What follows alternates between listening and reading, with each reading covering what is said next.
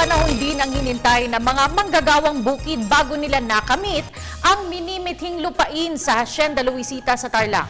Alinsunod ito sa Agrarian Reform Program ng gobyerno.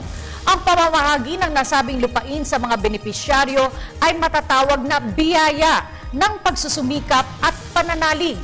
Balikan po natin ang mahalagang petsa at prosesong dinaanan bago tuluyang maipamahagi ang lupain ng Hacienda Luisita sa mga lehitimong benepisyaryo nito.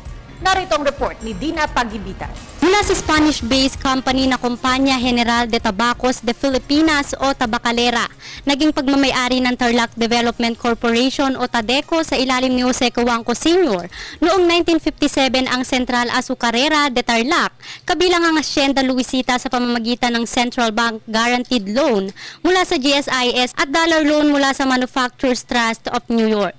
Upang matustusan ang gastos ng hacienda, nag-apply ng 7 million loan si Cuangco sa GSIS. Nakasaad dito na ang 4,000 hektarya ng hacienda ay magiging bukas sa mga magsasaka, samantala ang mahigit 2,000 hektarya naman ay ibabahagi sa mga residente na babayaran nila ng installment. May 7, 1980, naghain ng civil case ang Marcos government para tutulan ang distribusyon ng mga lupa sa mga magsasaka. December 2, 1985, nang ipag-utos ng Manila RTC ang pag-transfer ng hacienda sa Ministry of Agrarian Reform. February 1986 naman nang naluklok bilang Pangulo ng Bansa si Corazon Aquino sa pamamagitan ng People Power Revolution.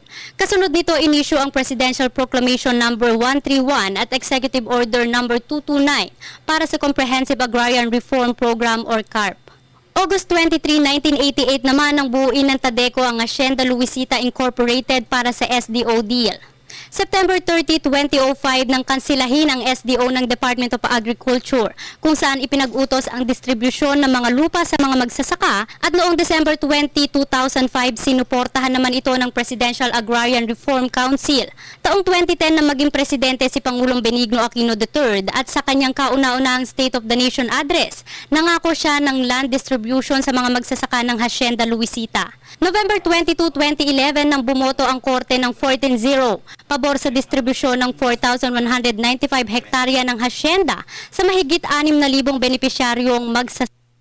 Sa taong ring ito, tiniyak ni Pangulong Aquino na tatalima sa desisyon ng Korte Suprema. Matapos ang mahabang panahon na isakatuparan na ang matagal ng minimithi ng mga manggagawang bukid ng Hacienda Luisita na mapa sa kanila ang lupang sinasaka.